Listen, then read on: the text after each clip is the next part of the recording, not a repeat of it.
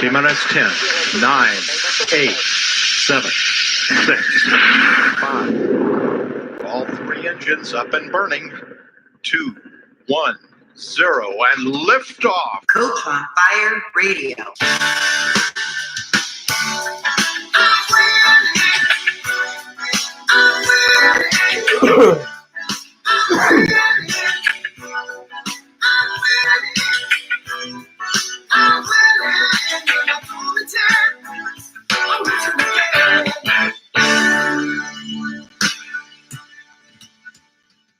Hi, everyone, and welcome again to the Greatness Movement podcast. I'm your host, Kenny Weiss.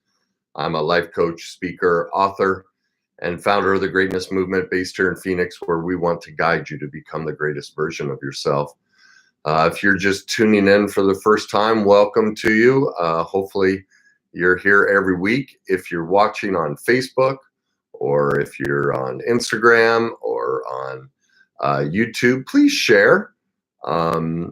Or post the show so we can help as many people as possible. Obviously, of course, the goal is for us to, people that do this, we want to reach and help as many people. So if this is a topic or any of the other topics I talk about are an interest to you and think can help the people that matter to you, please invite your friends to watch and share the show.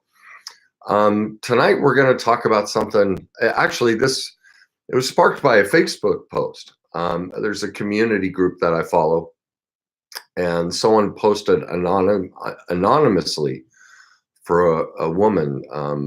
I don't know all the details, but they just said, something along the lines of they've been married for 3 to 5 years, something like that. She was a recovering alcoholic. Her husband was, but he started drinking again, if I remember the details. And he won't, been to treatment and stuff. He won't quit. And it's like, what do I do? This podcast is, this topic, when you're living with an addict, and there are a ton of addicts out there. The biggest addiction out there is food.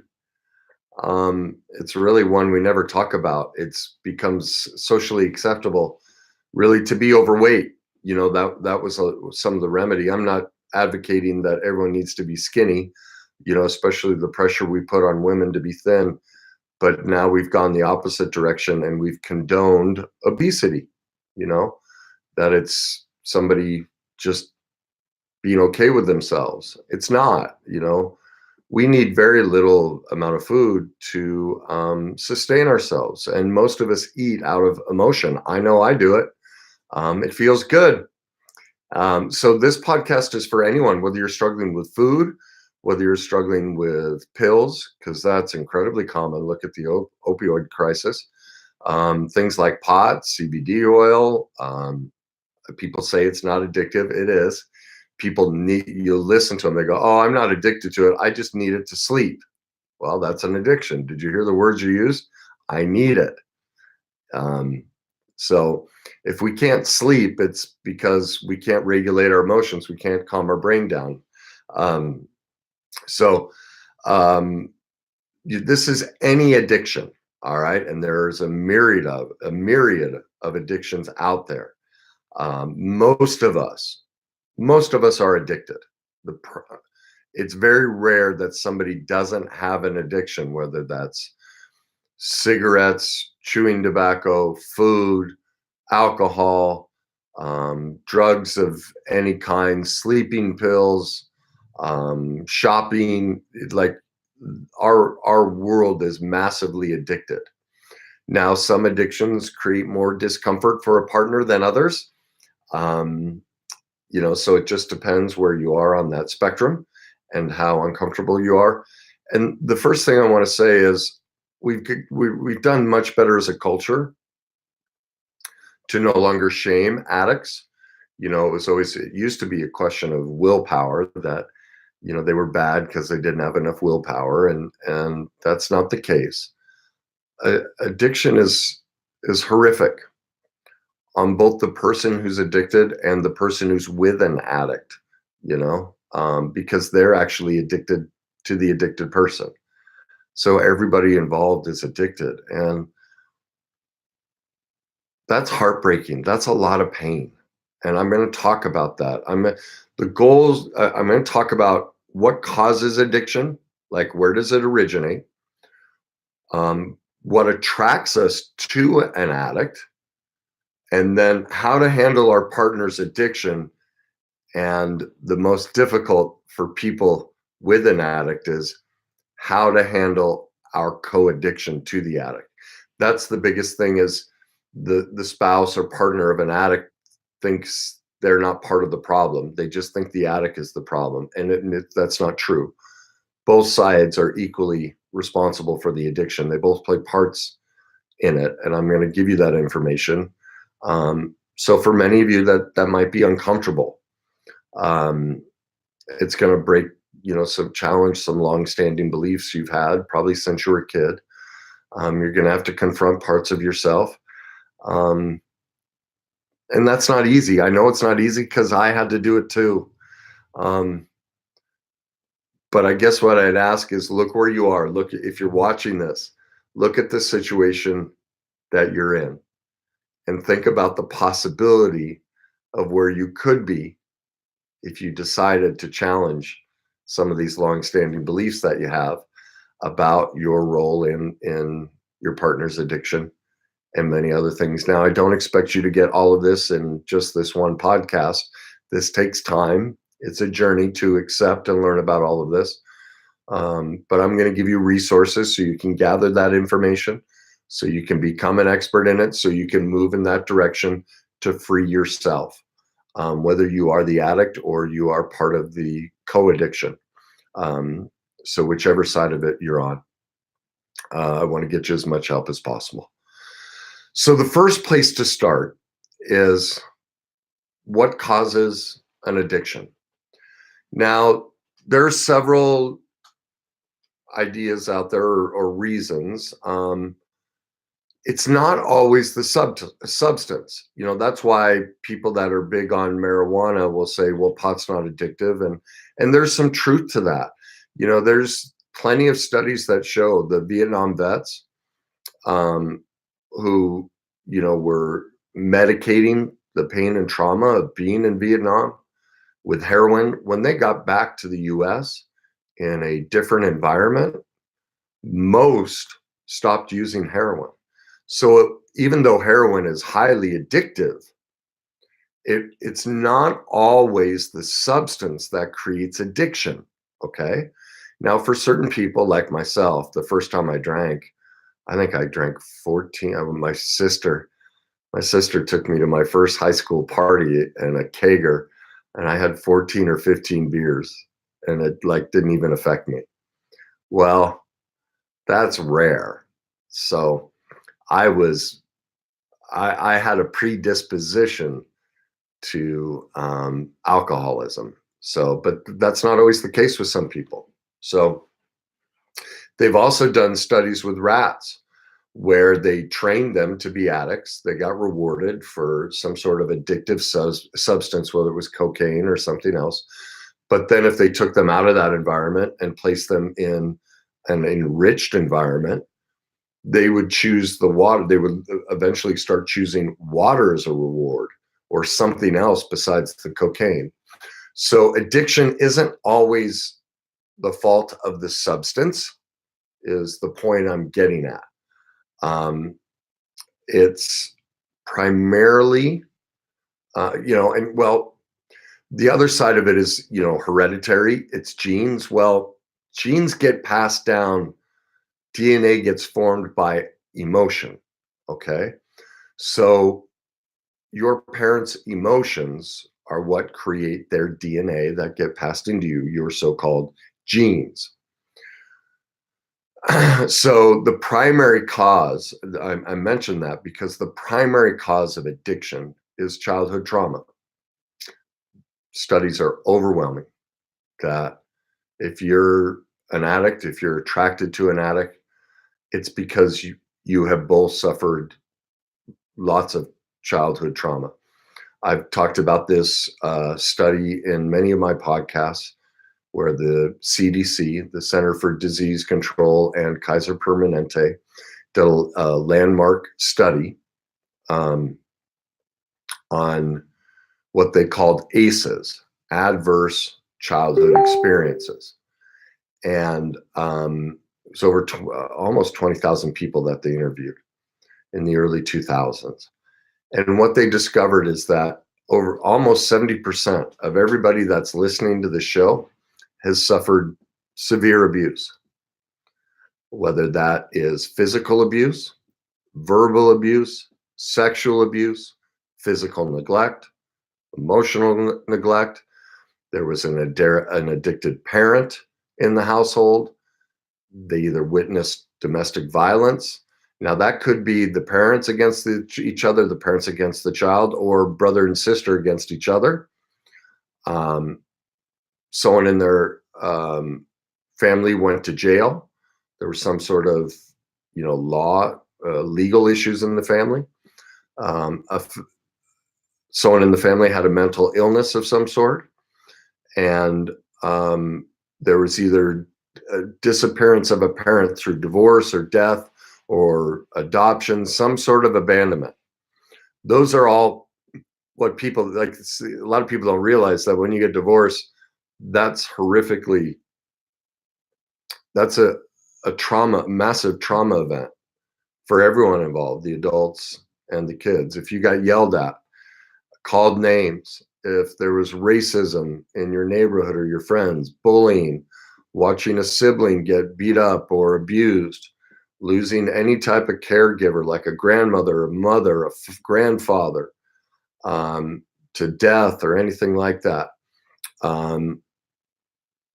What did you witness abuse of any kind in any part of your familial system? That's heavily traumatic. Was there someone who suffered a severe accident of some sort? Did you witness your father being abused by a mother or grandmother or even his father? Was there any type of involvement with the foster care system, the juvenile justice system, anything like that? Well, the study showed that almost 70% of all of us have been through at least one of those. And if you suffered one of those, nearly 90% suffered two or more. Well, then the numbers skyrocket. I forgot to put it down, but alcoholism increases by 1,000%. That you will become an alcoholic, drug addict, smoke, heart disease, lung disease. So I remember I mentioned earlier genes. You can become an addict. Some people think it's hereditary. Well, that's because your parents suffered adverse childhood experiences. They may not have turned to the exact same addictive source you are, but that's what created the DNA that made you born with distraught feelings and a natural predisposition to lack coping skills emotionally. And then, assuming your parents never got help, now you're in an enriched environment that breeds these adverse childhood experiences, and basically you have no shot. Now the genes and the environment pooled together, you're going to be an addict or a multiple, like myself, a multiple addict. And so the bottom line is there's no reason to shame or belittle or make fun of in any way an addict or somebody who is dating or married to an addict. The addict went through a horrifically difficult childhood, and the person who picked them as a spouse or partner did as well. That's why they're attracted to each other. Now, you may say, well, but I didn't grow up with addiction in my house. But if you have picked an addict for a partner, that tells me how chaotic your life was. Now, a lot of people say, yeah, but they weren't an addict when we started. I'm not quite sure that that's true. They may have hid it very well, or usually what happens is we're in denial of signs that were there from the beginning. The relationship was probably pretty chaotic. And because your childhood was pretty chaotic. You just thought it was normal. And then you get married, and marriage is a tremendously stressful event.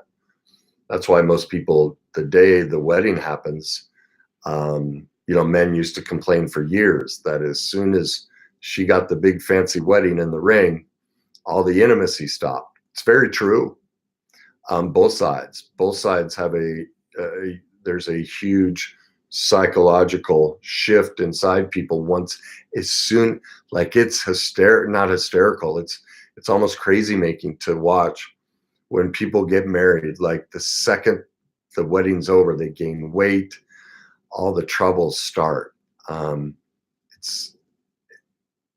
Marriage is very traumatic, and it triggers so many of our childhood experiences that won't show up until actually after that wedding day. We will hold them down, but once we go through that wedding ceremony, poof, they all come pouring out. It's a very normal phenomenon. And that's why people in that first year or two are like, geez, what happened? Where did this wonderful person go that I was dating? Well, their true self came out. All of their pain that they had been stuffing down to try and get you to select them has now come to the surface. Doesn't make them bad, doesn't make either of you bad. It's just part of the trauma process. So the other thing to recognize about these adverse childhood experiences is they're not even including mild things. So the bottom line is this: nobody on this planet escapes childhood without going through trauma. Nobody. We've all been through it. It is the single greatest cause of all of our dysfunction and discomfort in life. It's not because our parents are bad, but we don't teach how to be a parent. And even if we did, we're human, we're still going to screw up. So the first thing, if you are in a relationship with an addict, you need to accept that your childhood was difficult, and there's recovery work there for both of you if you want to get out of this. And if you're not willing to address that, then you're not going to be a good support for your partner who's addicted, nor yourself. That's the first step in all of this, is recognizing you've both been through a lot, and you both need help, and you both need to become experts on what's causing all of this. So the first thing I want to handle is the partner's co-addiction. I'm going to handle, because this is the most difficult part. For most people that are going to tune into this will not be addicts. They will be the people that are in a relationship with an addict. So I'm going to handle that part first. Then I'm going to give you tips and solutions on how to deal with your addicted spouse. And then finally, solutions to, what sort of plans can you put in place? Okay. So the first thing to recognize is, if you're with an addict, why you're attracted to them is both you and your partner experience childhood trauma, and the whole reason you are attracted to each other is because of that childhood trauma. That's literally, I could put either of you in a room with 10,000 people. Everyone else would have no addiction history in their childhood, and you two, like radar, would find each other. Unless you deal with the underlying issues, that's all we ever do, is we pick people to reconcile the trauma we went through, to relive the chaos. So the first thing, this is the part where, how I said earlier, are you willing to challenge some of those long-standing beliefs and think about where you are and the possibility of where you could be and the discomfort? This is the first step. So for those of you who are with an addicted partner, I'm asking you right now if you're willing to be kind of uncomfortable for a little bit and hear me out. For those of you who are ready to get help, you will. For those of you who are not, I don't judge you, but you'll probably leave the show. but it's always here for you. The answer is always here for you when you're ready to hear it. So the first question I want you to ask yourself, if you're in a relationship and you're not acting out in drinking, drugs, food, whatever way, but your partner is, and they continue to act out, whether you've sent them to treatment, whether you've pleaded with them, whether they've said they'd quit, whatever. The first thing I want you to ask yourself is, how much has it cost you? Financially, emotionally, spiritually, sexually, in every area of your life. How much has it cost you to stay in this relationship and not face your part that you're playing? Are you willing to pay that cost? Okay. If you are, that's fine. But if you're tired of paying that cost, here's the pathway out for you. The first thing you have to do is face your denial. You are an equal part of the problem. You are a co-enabler. You are addicted to their addiction. If the problem has been in your relationship, meaning whether they relapsed or whether they started, whatever it is, if their addiction has been active for more than 6 months and you are still, well, I'm not saying you should leave a relationship, but if you still are feeling helpless and trying to figure, like if you're running around the house looking for their pills and drugs and booze and things like that, and you haven't set firm boundaries with them, and it's been going on for 6 months, then you are co-addicted, okay? You are as much of a part of the problem as they are. Well, let me say it differently. You're not responsible for their addiction. They are. But you are exercising your own addiction, which is them, okay? What you are addicted to could be the mothering complex, fathering complex. There are a lot of things tied up in this. You are an enabler. I did this. One of my spouses was an addict. I drive around all around town to get her pills. I'd, call the doctor's office and lie so she could get extra pills, all these different things. I was a co-enabler because I was scared to death. One, that she'd yell and scream at me. Two, that she'd leave me. Ask yourself, is that the biggest thing is, are you scared to death if they'll leave you? Like, are you scared to death that you'll be alone if you set a boundary? That's usually the biggest aspect of it. The abandonment fears. The other piece that most co-enablers, because this is someone who's in a relationship with an addict, they are a severe codependent, and they are looking for the power they get from being responsible for trying to get somebody sober and clean. So you have to face and admit to yourself that you enjoy being the mother or the father and rescuer. You basically have an addiction to being needed. You need it. You want them to turn to you. You want to be responsible. And I can hear people screaming, no, I don't want to be responsible. I just want them to get their act together. Well, if you're paying that much attention to them and you haven't set firm boundaries with them and followed through on consequences, then you're in denial. You're not addressing that you want to keep them sober or keep them addicted. I work with a lot of addicted couples, whether one or both, and it is incredibly common. I've run, I'll get into that a little bit.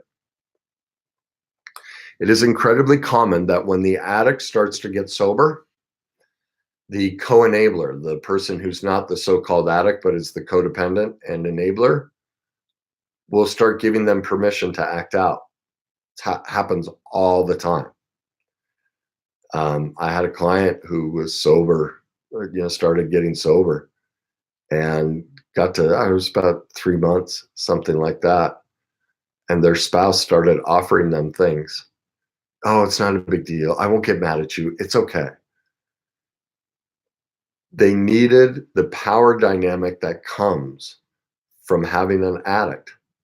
Now, not everybody does that, but part of the reason a co-addicted enabler, codependent, won't set boundaries and consequences and follow through on them is because their own addiction to the chaos of being with an addict. They'll find some sort, oh, I can't do that for this reason. They'll find all these reasons why they can't set boundaries and consequences because it's a backdoor way where they can stay and hold on to their co-addiction. They were raised probably in a family environment where they were taught to be a codependent and take care of other people. And so now they picked a spouse to do that. And they don't want to let that go. Because then think of it, then they'd have to face themselves. They'd have to face that they want to control somebody. That's why they picked this person. They got into this relationship so that they could have control over somebody. That's why they're in it. Okay. So part of what they're going to have to do is face that their addiction, their co-addiction, their codependent enabling co-addiction is a great backdoor way to avoid facing their own unresolved pain and codependence. See, when all the focus is on the addict and what they're, how they're breaking the law or, drinking and driving or, not doing anything, the codependent looks great. There's never any focus on them. That's why they pick an addict, is then there never has to be a focus on how much pain they're in. And the proof of their pain is that they picked an addict. And so by choosing an addict, they get to hide behind this shield of, I'm not the addict, I'm not the problem, there's nothing for me to deal with, they're the problem. Saw this a lot when I used to run sex addiction groups, and a partner, whether they had an addiction to porn or, affairs or escorts, whatever it was, they'd start to get sober, and they could be sober a year, 2 years, and the partner was still just all over them, constantly checking up on them, everything. And at that point, we'd have to turn to them and go, look, this is now your problem. You're the problem in the relationship. And they would refuse counseling. They'd refuse doing any work. That's one of the biggest reasons somebody chooses an addict for a partner. It's one of the greatest, most beneficial ways to avoid ever having to deal with our own childhood trauma or adverse childhood experiences. It keeps all the focus on the addict. It's a very covert, manipulative dynamic, and most don't know that they're doing it. But if you're listening to this and you are, I guess you could say, sober, you're the sober person in the relationship. In other words, your partner is doing drugs or drinking or eating, whatever the addiction is. And you're getting defensive about the thought that you might need to do work, or that you might need to go to groups, or that you might need counseling or help or support, then that's a surefire sign that you have suffered several ACEs, adverse childhood experiences, and you don't want to face them, and you've picked this partner to keep the focus on them so you don't have to deal with that. Okay? My heart breaks for you. That's horrific. Think of that. Think of the defense mechanism. Like, that's brutal. That somebody's in that much pain, they can't look at themselves or admit that they are part of the problem. I can't imagine that kind of torture that somebody's going through to be in that spot. So, yeah, my heart breaks for that person. The other thing that, well, Here's some surefire signs. If you still don't think you're part of the problem, are you checking up on them? Do you check their phone? If they drink, are you running around the house looking for hidden bottles? You check their pockets for notes. If you're checking up on them in any way, you are co-addicted. You are codependent, enabling, co-addicted partner. That it's as simple as that. Because if they are acting out that much that you feel you have to check on them and you have not set firm boundaries and consequences, that tells me you are addicted to their addiction. Because somebody who's not a codependent, enabling, co-addicted person would have set boundaries, would have followed through on consequences. They wouldn't be checking up on them. Okay? All right, I'm going to come back to that and give you some tools on how to deal with that co-addiction. But before I do that, what I want to do is I want to give you some solutions on how to handle your partner's addiction. The first thing to recognize is quit focusing on them. They are not the problem. They're not. Part of the problem is your codependence. And so the first thing I want you to do is this. I want you to make a list of what your needs and wants are in a relationship. What are they? And I want you to detail it out from what somebody looks like, what their hobbies are, what their career is, what their personality type is, all of that. How much time do you spend together or not spend together? Complete detail. That's a lot of the problem is people get into relationships and they get drawn into relationships because of the co-addiction and the synergy to the adverse childhood experiences. That's how almost all of us pick a partner.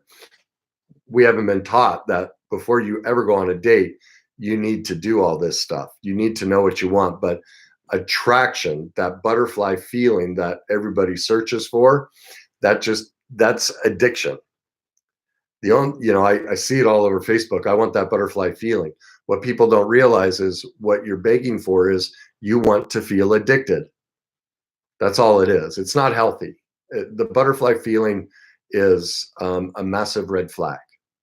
You should I don't know if you should run from it. If you are two people that are invested in personal growth and recovery, then okay, you could make that work. But if you're not, I would run, because you're destined for trouble. Because that's the co-addicted adverse childhood experience where your brain is magnetized towards somebody, and that's why you get that butterfly feeling. Okay, so that's why I want you to write down what your needs and wants are in a relationship as detailed as possible. Then the next thing I want you to write down are what's negotiable and non-negotiable in a relationship. So if your partner's an addict, is that a negotiable thing? Like, are you okay with them acting out once a year, once a month, once a week? Not at all. Is it okay if, maybe they're an alcoholic, but you're okay if they're a pothead, they're addicted to pot or pills? I don't know. I don't care. I don't judge any of it. I mean, some people, you have two alcoholics that love each other. They want to be in a relationship with another addict. It works perfect for them. Okay. It's your life and your decision. But maybe that's a non-negotiable. You need someone who's an addict, but you need to know, because for you to intervene on yourself and your partner's addiction, you need these morals and values, needs and wants, negotiables, non-negotiables written down, so you know where to set a boundary and how to follow through on the consequence. Without it, you're just acting impulsively, which is destructive to both of you. So that's why I want you to put it down. How attentive are they? Like intimacy. Do you want it once a month or once a day?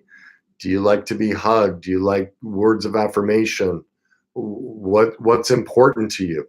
Is it negotiable or non-negotiable? And on their belief systems on that. Do you want to be the primary breadwinner? Do you want them to be? Do you want to stay home with the kids? Do you want them to stay home with the kids? Do you want neither of you and you want a nanny?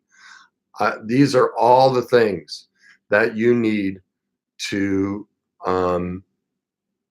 think about and list out as your needs and wants, your negotiables and non-negotiables. The next thing you need to do to handle your partner's addiction is go become an expert in how addiction works. The reason for that is you can't operate this process in a vacuum. When we lack information, we lack tools and resources, and then we don't know how to respond. Like I said, if you do research on addiction, you'll see, oh my God, Kenny's right. If I'm with an addict, I'm an addict too.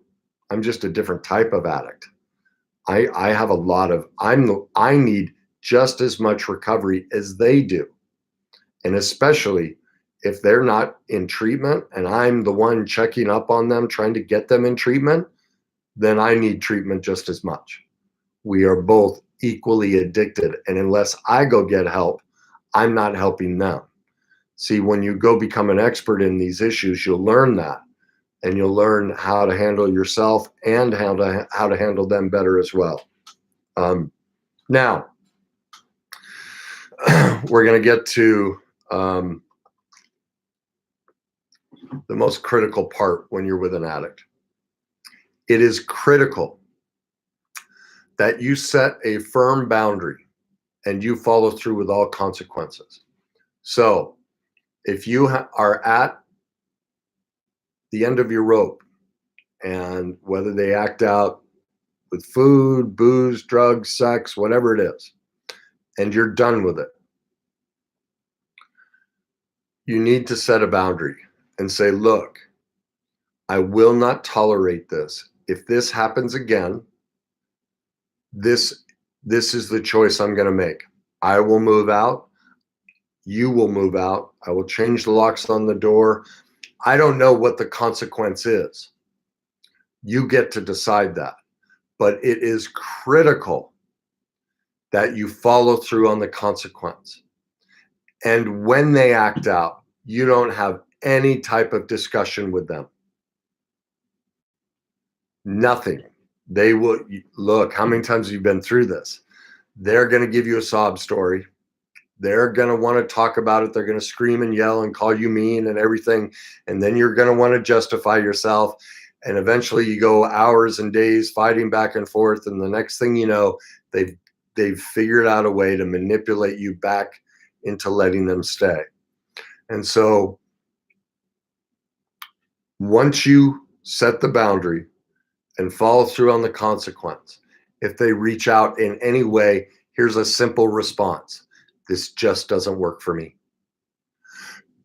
But won't you even talk about it? This just doesn't work for me. Don't you care? We've been married for years and you're just going to throw it away. You're just going to let this one thing when I had a terrible day at work. I thought you loved me. This just doesn't work for me. What do you mean it doesn't work for you? This works for me. I love you. I've loved you my whole life. I've given up everything for you. I adore you. I will quit drinking the rest of my life. I will do anything you want. This just doesn't work for me. Seriously, I'm begging you. That's my point. I don't care what they say, what they do. You just repeat the mantra. Don't get sucked into the manipulative dance. You have to be firm. And you have to be firm with the consequence. What the biggest mistake codependent, enabling co-addicts make is they think that if they're nice, their partner will quit. It's the exact opposite. Well, that's not true. I'm saying that what I mean something different. They think that if they're nice, their partner will get sober. What they have confused is what is nice. They think that if they do nice things for them, that if they go out of their way to help them, that they're actually helping them. They're not. That's the co-addiction, that rescuing, mothering, fathering aspect of, I'm going to get them to like me enough. I will love them enough that they will quit. What is distorted is what is love. See, the only way to be kind and loving to an addict is to set a boundary and follow through on the consequence. They must suffer the consequence of their actions until they experience that. That's part of what creates the addict and allows it to continue, is people will always bail them out. It's kind of like, I see this, I get calls all the time from a partner, whether it's a parent talking about their son or daughter, or a husband or wife will call me and say their husband or wife is struggling with something. I always know when I get those phone calls, this will never turn into a client, because the partner cares more about the problem than the person they're telling me about, the child or the teenager. I don't work with kids, but the teenager or the partner. I have yet to have a single person. Just this last week, I got 3 phone calls from 1 man and 2 women. One of the women was calling me about her daughter. One of the women was calling me about her spouse. The man was calling me about his spouse. All of them were talking about how their significant other needs help and is looking for help, and saw my stuff and thought it was great. And they're calling to talk to me. This is the co-addicted partners calling to talk to me. None of them followed through. See, that's the point. The co-addicted partner cares more about the recovery than the addict. The addict is like a marionette with puppet strings going, well, if you check on it, maybe I will. And so they go off checking on it thinking, oh my God, this is going to be the time. And you come back with the information and they'll find something wrong with the information. Some reason, well, no, she's not the right counselor or coach or whatever. All right. So if you're the one searching out all the answers, you're not allowing the addict to suffer the consequence of their choices. They have no incentive to get better, because why would they? They have you as a mother or a father. You have to take yourself out of that role. And so that's why I'm encouraging you, if you do decide to set the boundary and follow through on the consequence, your response is simply, this just doesn't work for me. You don't join in the fight and the dance that they're going to try and suck you into. Okay. The other thing you need to do is create what some people call a response or relapse response. You need to have a plan in place. I'd encourage you to have your own bank accounts. Most addicts steal all the money even while in the relationship, but I would be ready to pull the trigger on clearing out all the bank accounts that are in your name or credit cards. I had to do that with one of my exes. She was running my credit, wasn't paying bills, running my credit into the ground. I had anything in my name. I didn't shut her out of money, but anything in my name, I had to switch over. If we had joint cards, I got rid of her name. I got control of everything in my name so she could quit destroying me. Those are things you need to do. You need to have a place to go. Whether that's a friend's, a shelter, whatever, you need a plan in place of where you're going to go. You need a locksmith on speed dial in case you decide to change the locks. You should cultivate a list of friends or a support group to go to and help you through the withdrawal process, because you are going to go through massive withdrawal. You are co-addicted to an addict, and those first couple of weeks are going to be very difficult for you. You need support. Again, do not listen to their story of why they acted out. Just simply reply, this doesn't work for me. Now, here's the most important piece. If any addict chooses recovery, the first thing to pay attention to is ignore every single word they say and watch their actions. When I ran sex addiction groups, it was very intense. It was a 12-step process. Plus, there was a lot of daily work. You had to make 3 phone calls a day to other group members. You had to share 3 feelings with your spouse. You had to share. You had to listen to 3 feelings from somebody in the group. So you had a boatload of work, and then there was daily step work and homework that you had to do. We would tell all the spouses, I don't care what he or she is saying about their addiction, none of it matters. Are they going to group? Are they making their phone calls? Are they sharing their feelings? Bottom line is, are they working the program? That's it. That first 6 months, we are perfectly fine that you have absolutely no forgiveness for them. And you just watch and see how serious they are. The other thing we did as part of those groups is there were polygraphs. This is something you could consider. There was always a polygraph at 1 month, 3 months, 6 months, and then a year. If someone had passed all of those, then it would move to, then the spouse, they would have a discussion. Are we going to do this once a year, once every other year? But now they've earned enough trust that you can have a discussion on that, and both sides. Now, on the other side, if after a year, when the addict has been clean and sober and the spouse is still freaking out, well, then the whole recovery process switched to the co-addicted partner and all he or she's issues.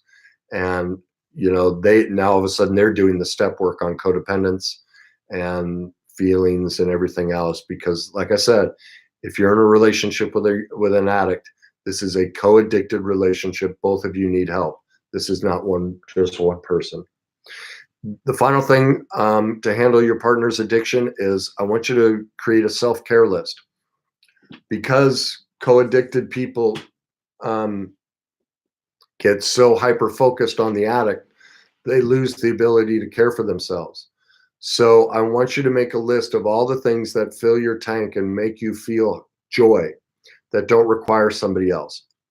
Do you like to get manicures and pedicures, or go for a walk, or lay by the pool, play tennis, eat out? Is there a favorite food you like to reward yourself? Literally create a huge list. And so when you're feeling the need to obsess about your addictive partner's whereabouts, or you want to go start checking the house to see if they've hidden anything, your response is to immediately get into your self-care list. Now, as time is running out here, I'm going to switch back and give the co-addict, I'm going to give you some skills and tools to deal with and to how to face your addiction and your codependence and your co-addiction, codependence and enabling. The first 3 is the 3 gets of Al-Anon. I highly recommend that you start going to Al-Anon and learn about codependence and learn about the role that you're playing in their addiction. The 3 gets of Al-Anon are this: get off their back, get out of their way, and get on with your own life. Get off their back means quit paying attention to what they do and don't do. Literally, it is none of your business. None. How they spend their day, what they do, stop asking questions, stop trying to find out about it. It is none of your business. That is codependence. And I know if people listening to this that aren't even in an addictive relationship are going, what do you mean that's love? No, it's addiction. That's codependence. We all think that's love. If our partner chooses to tell us, great.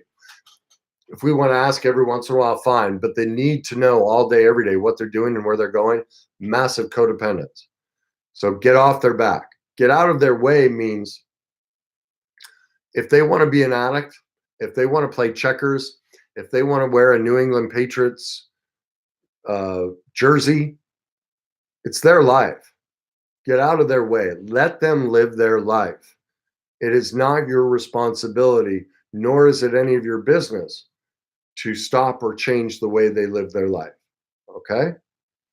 Finally, get on with your own life. What that means is the self-care list. Every time you want to jump on their back and go running through the house or rummaging through their pockets or checking up on them, you want to switch to number 3, get on with your own life. Okay? Anytime you want to start judging them or critiquing how they live their life, again, go to number 3, get on with your own life, get into your self-care. Those first 2, get off their back, get out of their way. If you find yourself ever doing any of those, I want you immediately to stop and go deal with your self-care list. Get yourself to a meeting, make a phone call to another codependent in recovery, ask them about, like, stop obsessing, stop the co-addictive aspect of the relationship. The other piece of recovery is stop enabling. Stop fixing their problems. Stop rescuing them. If they get a DUI, if they get in trouble, stop making the phone calls. Stop making the excuses. You are not loving them. I know that's hard to hear, but you are not loving them. You are being abusive.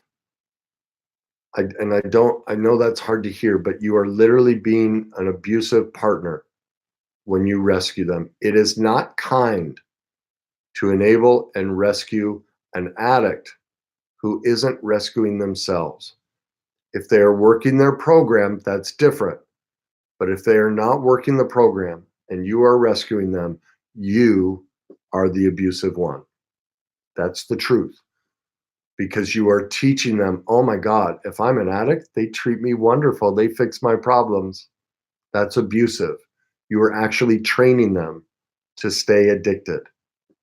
Okay? That's part of the denial process you have to accept.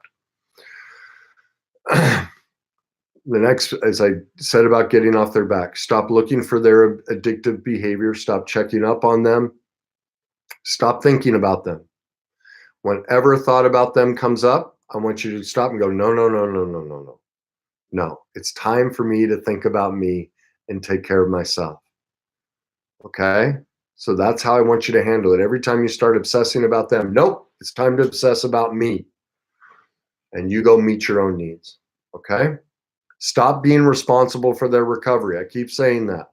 It is not your job to make phone calls. It is not your job to find treatment centers. It is not, none of it. None of it, none of it, none of it is your job. Until they get some sobriety under their belt and they have proven that they are responsible, there is no need to join the relationship and be supportive in that manner. It's not healthy. As I said earlier, it's manipulative and it's abusive when you do that. Okay? Please stop making excuses for them. And finally, let them suffer the consequences. No matter how brutal it is, no matter how much they scream and yell at you. If they are a screamer and a yeller, maybe you need a restraining order. Remember the exit plan. If you choose, here's the thing. I'm going to put it plain and simple. If you are with a partner who is an addict and you're listening to this show and you have asked them several times to stop and maybe they stop for a little, they keep going back, but it's still an issue in the relationship.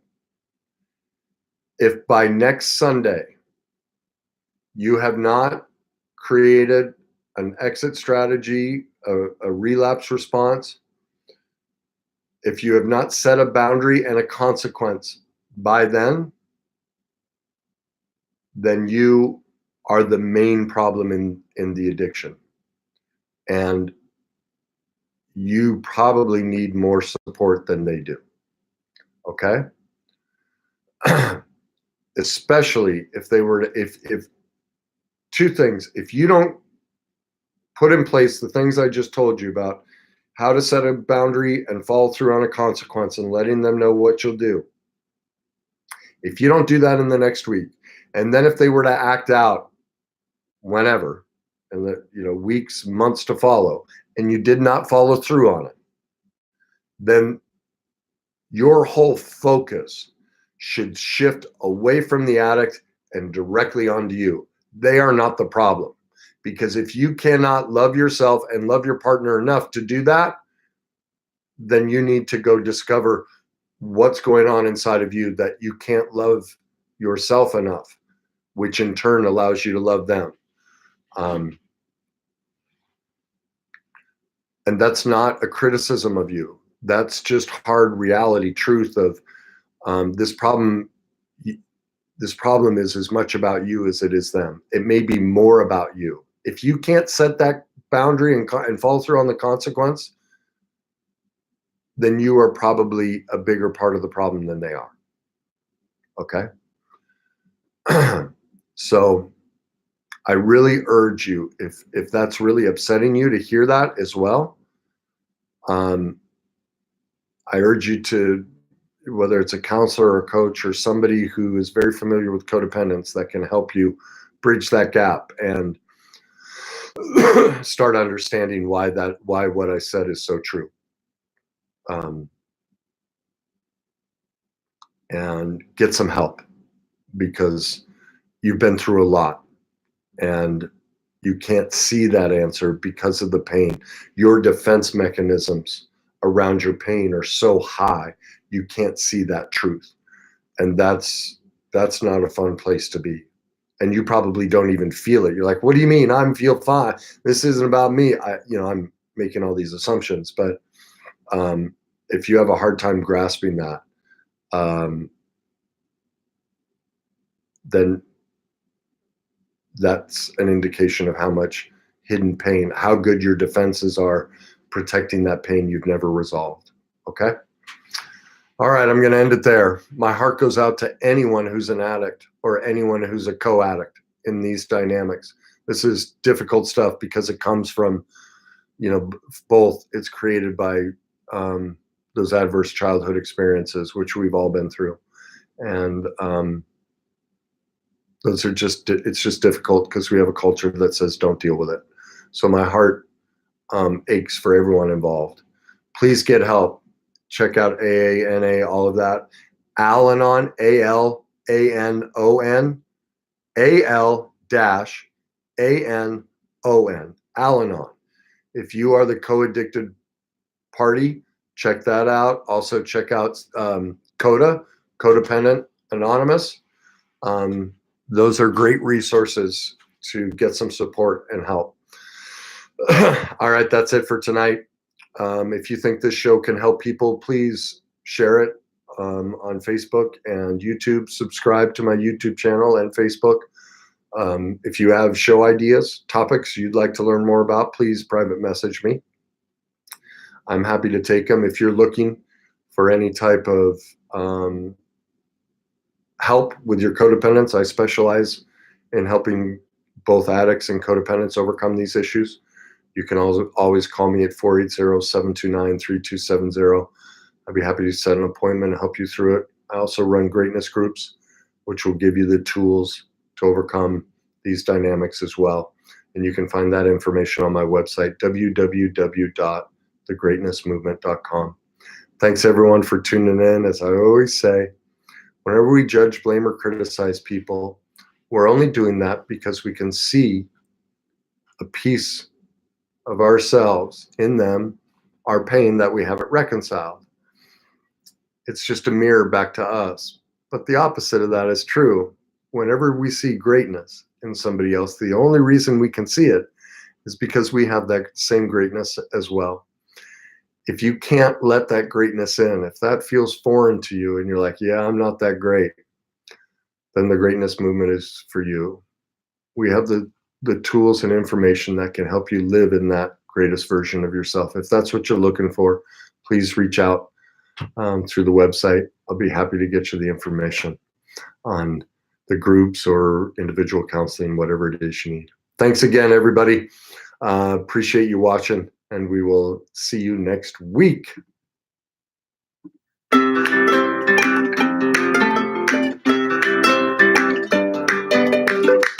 I can do anything. I can reach any goal today. I can do what I want. I can be what I want to be.